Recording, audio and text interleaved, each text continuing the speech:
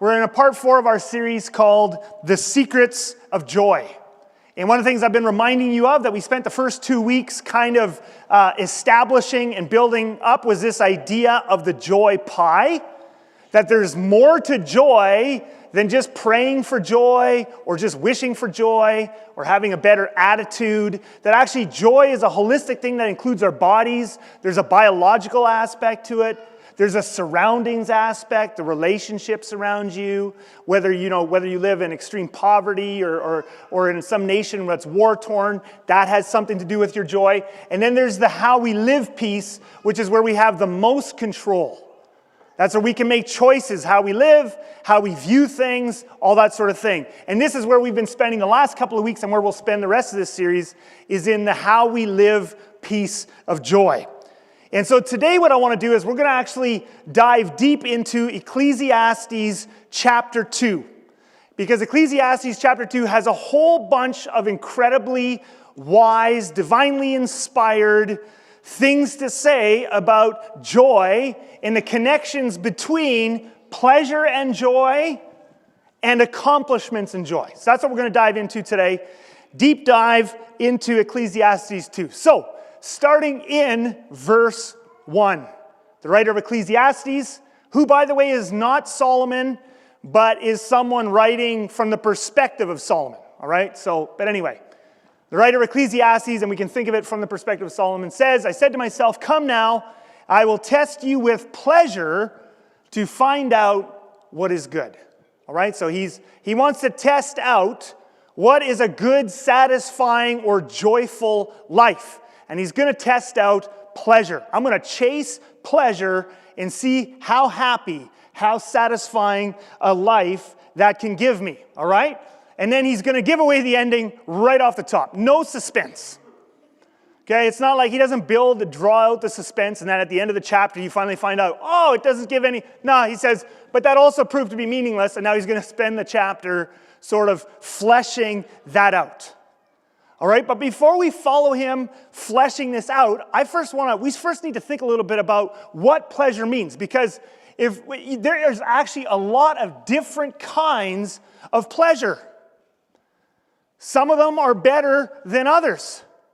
And as we go, and what happens too often, I think, for us as Christians, is when we read a passage like this, is we assume we know what the word pleasure means. It's just this generalized idea we have about what pleasure is. And we don't actually pay attention to the fact that there are different kinds of pleasures, and different kinds of pleasures have different kinds of reward. And so there are many different kinds. We don't even have time today to list all the different kinds of pleasure we could list that we as human beings can experience. But I want to just make a basic list of 5.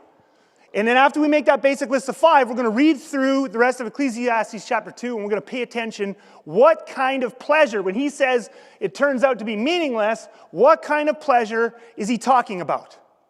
Okay, so little intro here. What are some different kinds of pleasures we can experience? So one kind of pleasure we can experience are physical bodily pleasures. All right? So these are from the senses: taste, touch, smell. I'm missing the smell one, right? I was born without it, and I've had to overcome a lot in my life. I think I should have one of those places where I can park in the special parking because I'm missing a major sense. But taste, touch, smell, eating, okay? Drinking, right? The pleasures of the body, sex, of course, within marriage, right? That's as Christians. But all of these things are pleasures of the body that God has designed. This is one form of pleasure that we can experience, okay? And we're going to keep that in mind as we go through Ecclesiastes chapter 2. What's another kind of pleasure we can experience as humans? Well, there are the social relational pleasures. We're social creatures. So, to be the pleasure of belonging in a family, in a happy family. The pleasures of connecting with another person, to have a good friend and to spend time with them and connect. There's that is pleasure. To the pleasure of being loved. That's a really good feeling. These are all pleasures that we can feel. Now, these are very different kinds of pleasures. You can see that already. Those are 2 very different kinds of pleasures. All right. Some other pleasures we can experience. There's a whole group of pleasures around generosity and helping. You know, there's that pleasure of when if you've ever surprised someone with a gift, you show up and you surprise someone you love, or maybe a person at work, and you surprise them with a perfect gift. It feels so good to give a good gift, or if you're a parent, to give your kids a good gift that they love. There's a pleasure for you, the giver, that is probably even better than the person who receives it. Or when you help someone, there are a whole bunch of very wonderful pleasures, how God has wired our brains, that have to do with generosity and helping. And again, we're going to pay attention in Ecclesiastes 2 when he talks about some of these pleasures are meaningless. What pleasures is he focusing on? Okay, two more we want to go through. There is also accomplishment pleasures. Now, all of us as human beings experience some pleasure when we accomplish a goal or finish a task. Some of us, based on our personality, this is even more heightened than others. Like some of us, I was talking with Carl. Carl's on our staff. And Carl and I both love, on a day off, to have a little bit of a checklist. Just enough of it. Now, he goes a little more intense than I do. But to check things off of that checklist. Like sometimes I'll go back and something I didn't have on my checklist that I actually did, I'll put it on my checklist and cross it out after the fact. Does any of you also do that, right? That's an accomplishment. Because it feels good to do stuff. Or to accomplish some big goal. Those are accomplishment pleasures. So again, we're going to pay attention in Ecclesiastes 2. What kind of pleasures is he talking about? There's a fifth one. Again, there's many. This is not the only 5 types. I'm just putting 5 kind of basic ones out there. There's a fifth one, and these are the status prestige pleasures. Status prestige pleasures. How many of you watched the Super Bowl last week? Okay. Terrible game in terms of entertainment. Terrible.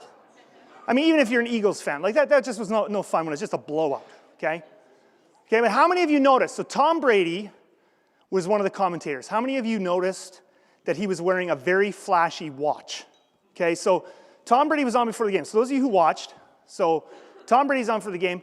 I see him on the camera commentating for the game. He's got this watch. And I said to the kids, my in-laws were there, LaDawn, I said, that is an expensive watch.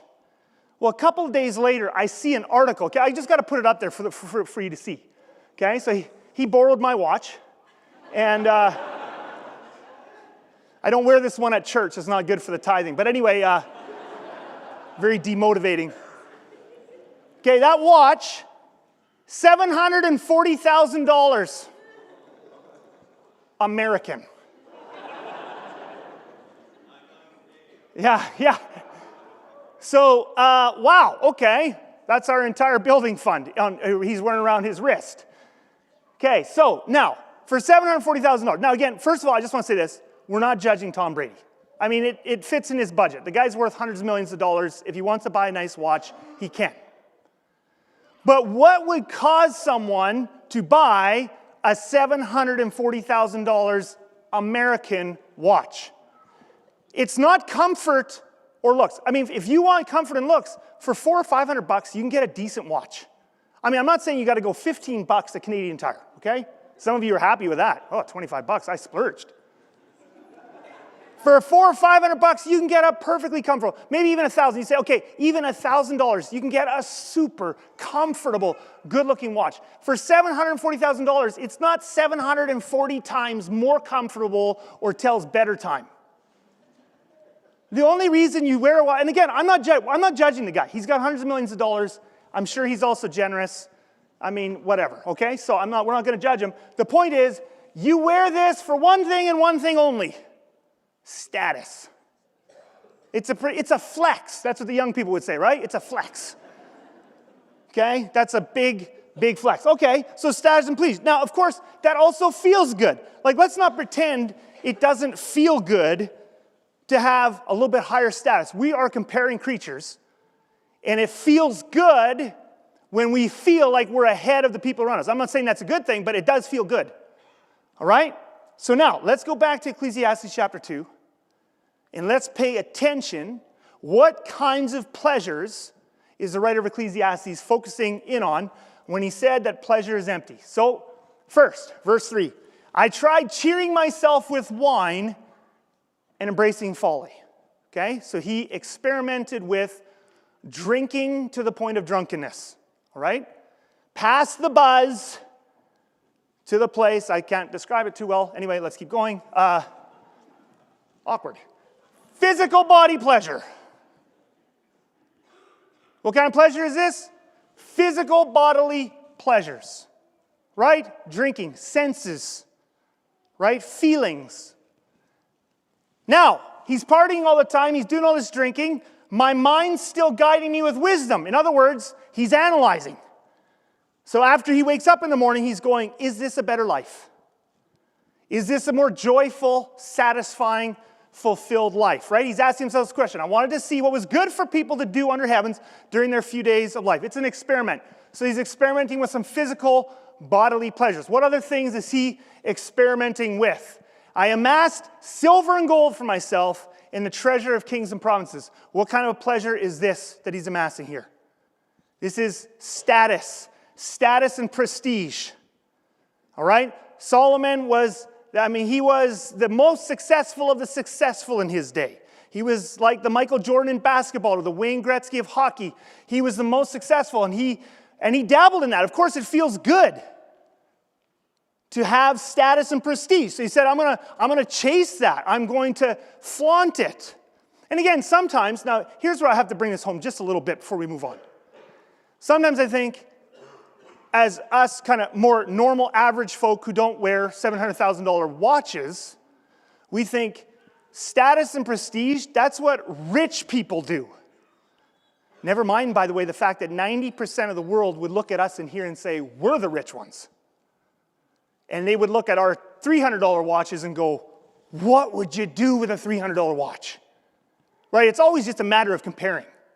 But the fact of the matter is, it's not just the multimillionaires who are about status and prestige. It's all human beings because we are social comparing creatures. Guys, this is why you like the family gathering less when your brother-in-law, who's a brain surgeon, shows up in his $200,000 Mercedes-Benz SUV, parks it beside your 2015 Dodge Caravan, and then spends the dinner time talking about the great trips all over the world he takes his kids on, and you sit there feeling like a loser. That's all part of status and prestige. I'm not saying, like, you're not actually a loser. I'm not agreeing with it. I'm just saying, this is what we do. And women, this is why you can't stand that one woman in your ladies group or in your family, because she's skinnier than you and she always has just the right clothes. And again, I'm not saying this is good. I'm not saying this is how it should be. I'm just saying what it is for many people. And they always have the nice stuff and the nicest this and the nicest that. And then so you feel inferior. And then because you feel inferior, you don't like the person. Then you decide, I don't like them because it's this or this or that. But part of it is, it's status prestige. We compare constantly. And it feels good to feel like you're on the better. And it feels worse to feel like you're on the worse. That is a very human thing that we live with. All right? Well, we keep going. That's status prestige. I acquired male and female singers. Some of you are going, why? Okay, he didn't have Apple iTunes. He didn't have Spotify, Netflix, Disney+. This is his built-in entertainment. It also means he can have parties every night with lots of feasting and drinking. Literally, that's what it is. I'm not being crass. That is what the writer of Ecclesiastes is experimenting with. He's like, I want to see what makes a happy life, a fulfilling life. And then, of course, to top it all off, and a harem.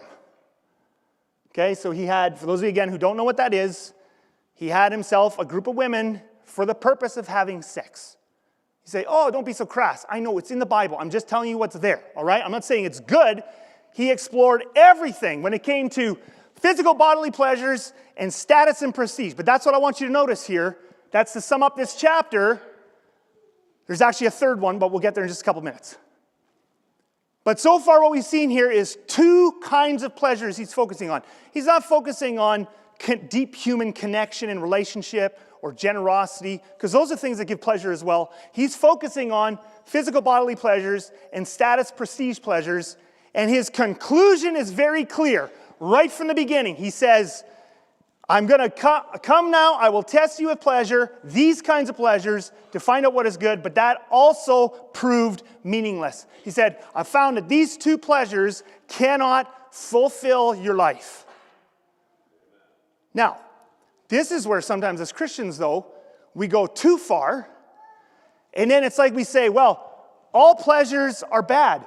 He's not saying the pleasures are bad. Okay, I'm going to leave out the status and prestige one, because that one really, for the most part, is a lot unhealthy. Even though it's something we all are naturally constantly doing, we need to work on doing that one a lot less. But the physical bodily pleasures are absolutely not bad. It is not bad to eat and enjoy your food. You know, the fact that God made your body to sense certain things and to enjoy eating, or within marriage, sexual relations, the fact that these things are enjoyable, God made them to be enjoyable. He made you to want them. So those are good things. It's not that these things are bad, it's that they're not enough. See, physical body pleasures are just not enough to fill your life. They're one piece of the joy pie. So you remember that joy pie there? Part of the joy pie is, yes, appreciate the good things in life when you have them. But if you think you're going to fill your life, if you think that just by having more and more and more, you're going to be better. Okay, let me show it to you this way. Here's the problem with physical bodily pleasures. Physical bodily pleasures, the way God has made them, the way He's made our bodies, He has capped them to moments. To moments. And then if you keep going past that moment, He's given us another emotion, another feeling, which is disgust. And disgust is what you feel when you overdo physical pleasures. So too much eating, too much drinking, disgust. Okay, so for example, it's a hot summer day. Those of you who like ice cream cones. So hot summer day, maybe you're on vacation somewhere. You go and you get yourself, and the kids, maybe if you have kids, you get yourself ice cream cones. And for 5 or 10 minutes, it is just, depending if it's hard or soft ice cream, right? How long is it going to last? How hot is the day? But depending on what it is, and depending also, some of you have no nerve endings in your teeth. You chew your ice cream, which is bizarre to me. And also, it lasts a lot less than for me. I'm like, It takes me forever. But so you get yourself an ice cream cone on a hot, hot day, and then you enjoy that for maybe 5 or 10 minutes. It's amazing. And then after that 5 or 10 minutes, maybe you have 5 minutes, let's say, of afterglow. So you have 15 minutes of happiness you bought yourself with one cone, and it is happiness. But you still have 99% of your day to live. You got one little shot of happiness. It wasn't bad. It was wonderful. So now what are you going to do with the rest of your 99% of time to be happy? Well, you can go back and get a second cone. But the problem with the physical bodily pleasures is this. The second cone doesn't taste as good, does it? Don't say amen to that. I wish it did. So you get the second cone, it's half as good, maybe less than the first one. But maybe you buy yourself another 10 to 15 minutes of a little bit of happiness now. If you get yourself a third cone, yuck. It'll actually steal from your happiness. That's the problem with the physical bodily pleasures. They're moments. They're not enough. They're not bad, but you chase them. If you chase them and overindulge and try to have more, you only actually steal from your happiness and joy in life. You make your life less satisfying. There's so much more to life. The bodily pleasures are things to be enjoyed in the moment. Enjoy a meal with your family and then stop eating. Enjoy a movie with your family, every now and then. But if you just watch TV all night, every night, less joy. That's the thing with the physical bodily pleasures. They're not bad. They're just not enough. Now, let me skip ahead here. Everybody takes a deep breath. Give you one more statement here if you want. That was the application point. Savor them in moments, but don't hold on to them by overindulging. All right, there's one more though. Okay, so we've looked at Ecclesiastes 2. He says, chasing the pleasures, meaningless. In the end, it's empty. Doesn't fill your life. So far, we've looked at, he had a bunch of examples of status and prestige and physical body pleasures. There's one more, though, he's going to call out in this chapter. Let's go look at it in verse 4. I undertook great projects. What kind of pleasure is this one going to be? Accomplishments. This is going to be the opposite of some of the other ones. See, Solomon, he did actually understand something, right? Because some people might think, if I just don't ever do any work, if I just sit around and eat ice cream all day and watch videos, that's the key to happiness. As long as I know, actually, no, you won't find happiness that way. It'll be disgusting. It'll be sickening, actually. You'll find unhappiness. On the other flip side of the thing is a more respectable pleasure, and that is the pleasure of accomplishment. And again, this one does feel good. It feels good to finish things, right? So he says, and he does, and of course, he just dives all the way in, right? So I built houses for myself and planted vineyards. I made gardens and parks and planted all kinds of fruit trees in them. I made reservoirs to water groves of flourishing trees. He took on huge goals and projects in life. And of course, this is definitely more respectable than just sitting around gorging yourself on food and physical pleasures and laziness. Those things need to be in their place in doses. But this one actually seems like, wow, this one could really give us a lot of satisfaction and meaning in our lives, right? He goes on, I became greater. So again, he was very successful at being successful. So he went to the top of the heap, by far greater than anyone in Jerusalem before me. And all this, my wisdom stayed with me. And now what's his verdict? Yet when I surveyed all that my hands had done and what I had toiled to achieve, everything was meaningless. A chasing after the wind, nothing was gained under the sun. Now that's kind of depressing. I mean, the first one we totally get. Yeah, you shouldn't, I mean, you're not going to get a fulfilling, joyful life out of just doing nothing and entertainment and bodily pleasures. But this one's kind of depressing. What if I work hard towards good goals, not bad goals? What if I work hard at success and make a meaningful difference in this world and complete big projects and do important things? Surely that's going to give me some satisfaction and meaning in life. And he says, nope, even there, that was meaningless. So you say, well, then what's the point? Maybe I should just go back to the other one. At least the other one's easy. This one takes hard work. Maybe I should just do nothing. And that's not the answer either. Again, the point, and this is again where Christians sometimes swing too far the other way. They just say, see, accomplishments are meaningless, pleasures are meaningless. Well, yeah, there's a sense in which they are, but actually pleasures are meant to be enjoyed, and accomplishments are certainly good things we should do as we're made in God's image. The point is, well, I didn't want to see that yet. That was in the wrong order. Well, let's talk about him. Now I brought him up. This is why many elite athletes, I don't know if those of you follow sports, I like to follow sports.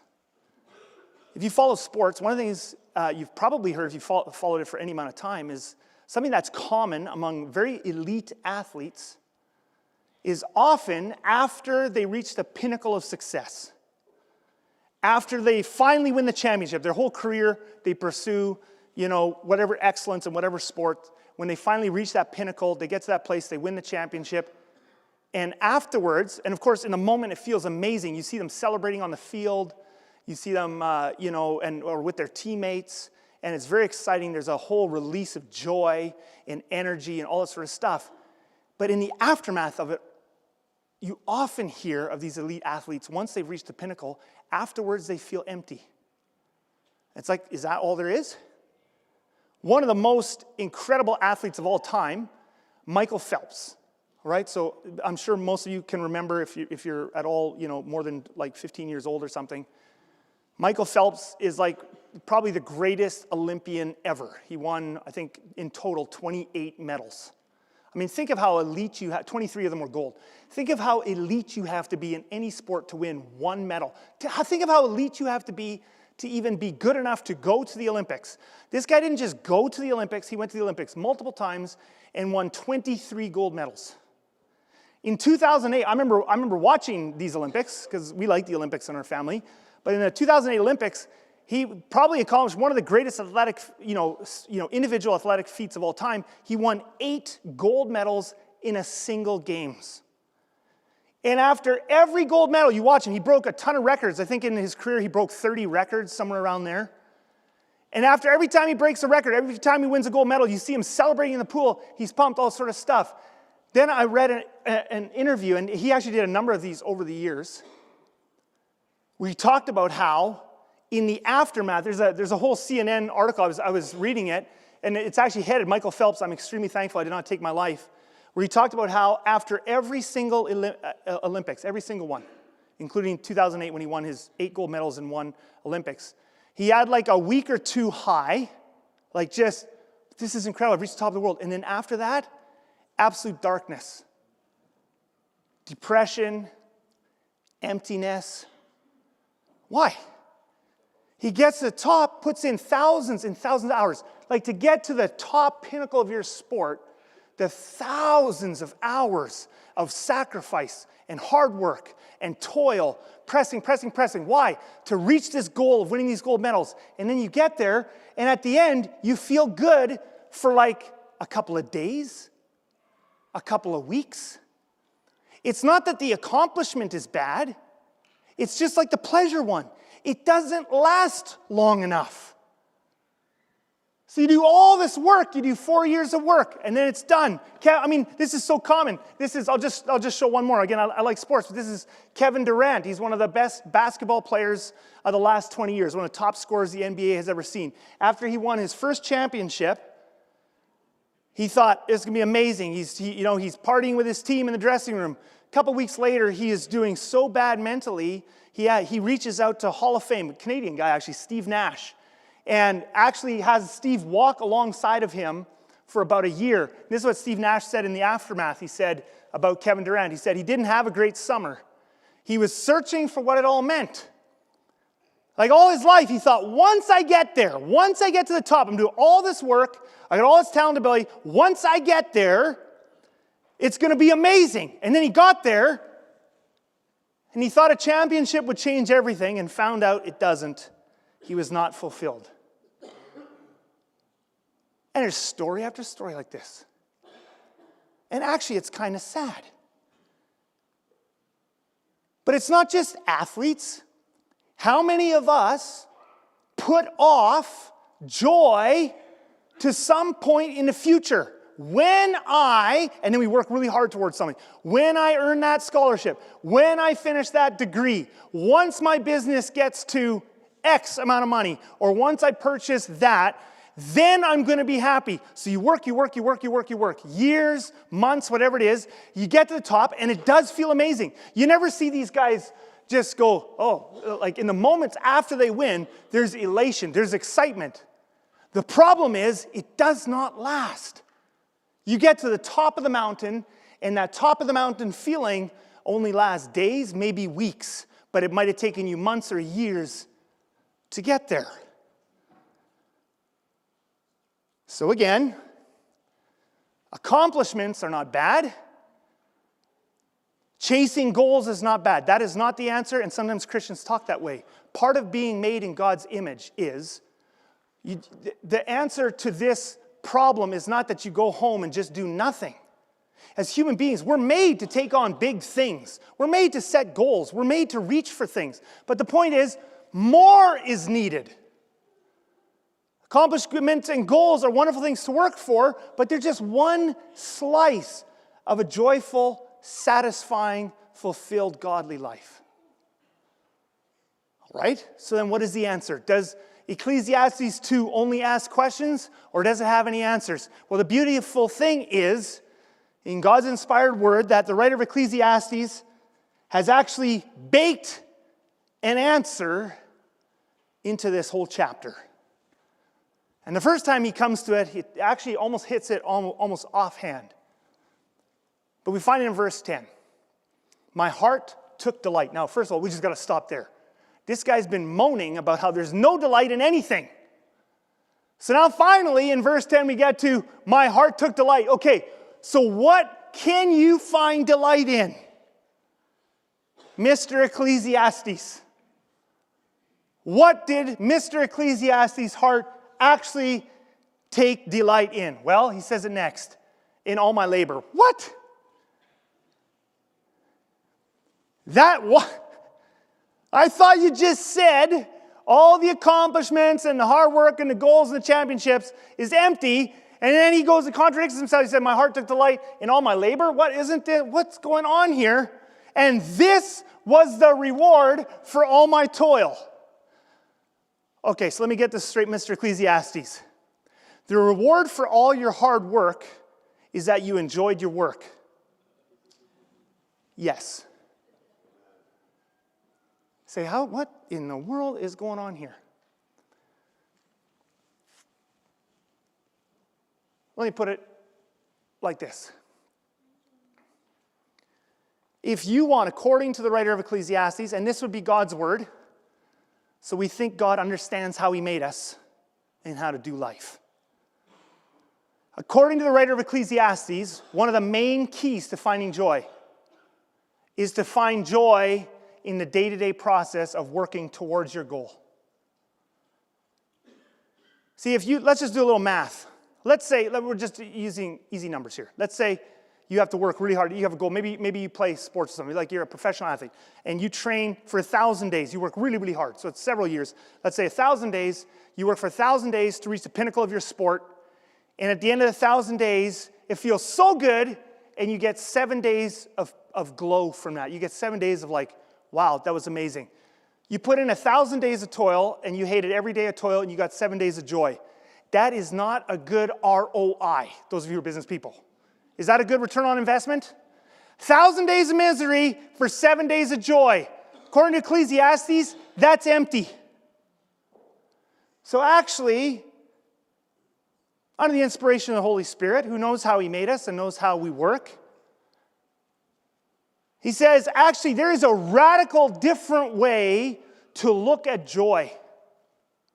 See, we human beings tend to put joy in the future. Like I said before, I'm going to feel happy after I graduate. I'm going to feel happy after my business grows to $1 million or whatever. I'm going to feel happy after I finish this big project. And we put it in the future. And the writer of Ecclesiastes says, if you do that, that's empty. Because whatever your after is, whatever your mountaintop is, it ain't going to last long once you get there. You're going to get there, it's going to feel good, and then the feeling's going to be gone. If you want to find joy in life, stop waiting to get to the top of the mountain and figure out how to enjoy the hike up. That's Ecclesiastes. I'm going to say that again. And this is because this is so powerful.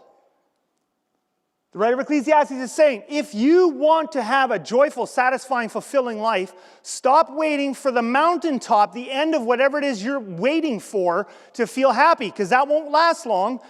Figure out a way to enjoy the hike up. And then whatever joy you get at the end is a bonus. It's a bonus. Whatever blip you get of joy for winning the championship is a bonus if you enjoyed the process of getting there.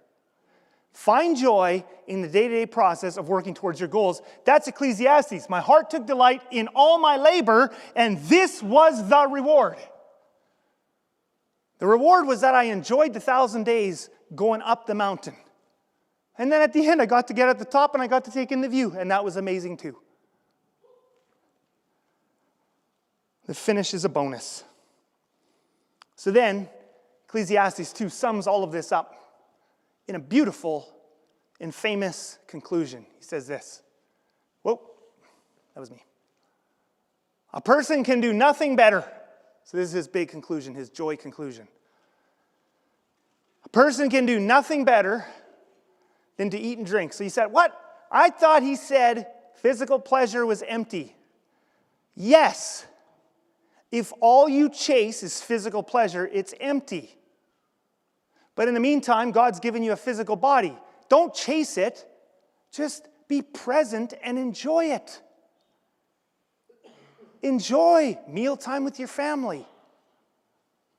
Enjoy. You know what? One of the things, when I talk about being present, like God has given you a physical body and being grateful throughout the day. So, for example, be present. Instead of being scrolling on your phone right to the last minute before you fall asleep, in which case you can't fall asleep because your eyes are just now bling, and you got to do more scrolling to try and get yourself tired, and now it's 1 a.m, and you feel horrible. Instead of spending your whole day scrolling, Be present in your body. Enjoy moments of physical pleasure. You know what one of my favorite things is? At the end of the day when you crawl into cold sheets in winter and then you warm them up. Some of you are like, that's the opposite of what I like. That just feels so nice. And you just feel that physical pleasure. You can do nothing better. Enjoy those little pleasures. And find satisfaction in their own toil. This is from God. This is from God. You want a joyful, satisfying life? It's not about, some conference speakers will tell you, it's about having big goals. Big goals are great, but only if they entail a hike that you enjoy as well. So 3 things. I want to leave you with 3 nuggets from Ecclesiastes, right? 1, 2, and then 3. Nugget number 1, you can't find joy chasing pleasure, but you can enjoy life's pleasures. Be present in the moment, don't overindulge. You can't find joy chasing pleasure, but you can enjoy life's pleasures. As part of your life journey, don't make it all about this, just have this be piece of it. Number 2, from Ecclesiastes. It's good to have goals. It's better to enjoy the process that leads up to the goal. That's true success, according to God's word. Do you know if you have a choice? Do you know how often? We talked about status and prestige before. And I hope you don't get too distracted by Tom Brady's watch. Because none of us here is going to buy a watch like that anytime soon. However, some of us here will make decisions based on status and prestige instead of this. If you have a choice between a job that pays you $200,000 a year and everybody at your family gathering will be jealous of you, but you'll hate every day of your life, or a $70,000 a year job, which everybody will go, he's this or that. Yeah, that's what he does for a living. But you'll love going to work every day? Do you know which one the writer of Ecclesiastes thinks you should take? The 71.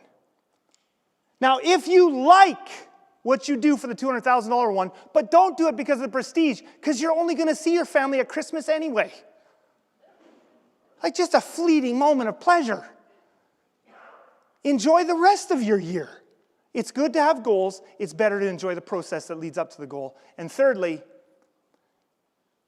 don't put joy off into the future. Pick the hike you want to do, not the peak that's most prestigious. Now again, I'm not just speaking to all the Gen Zers and Gen whatevers and the millennials and blah, blah, blah, blah, blah. And they're like, I just want to sit at home for 2 days a week and work 10 hours and blah, blah, blah. That's not how those generations are anyway, but you know the stereotypes. The point of this is not that you don't work. The point of this is not that life is easy. The point is, if you have a choice, one of the greatest gifts God can give you and will give you is to be able to enjoy your daily toil. Let's spend some time reflecting on that. We like to do that here at Crossview, just have some quiet and reflection. Are there ways, so here's something for you to ask yourself. Are there ways you are putting off joy into the future instead of finding joy each day? Are you doing that right now? Don't waste your life waiting for something to happen before you can feel joy.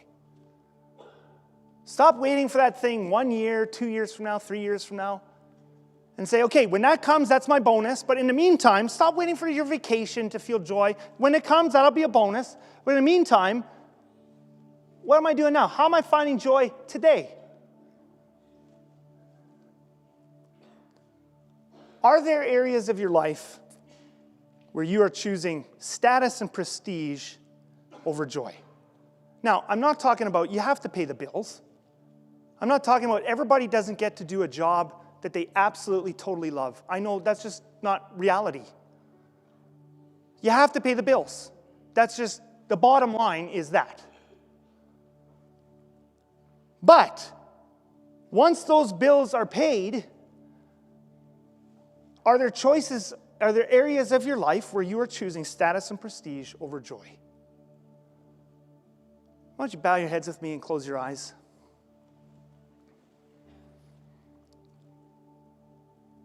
What a blessing. I just want to read to you again, if you have your eyes closed there.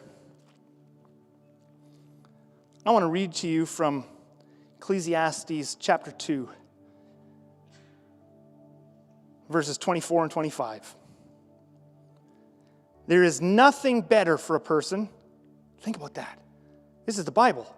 There is nothing better for a person than that he should eat and drink and find enjoyment in his toil. This also I saw is from the hand of God. For apart from him, who can eat or who can have enjoyment? Father, forgive us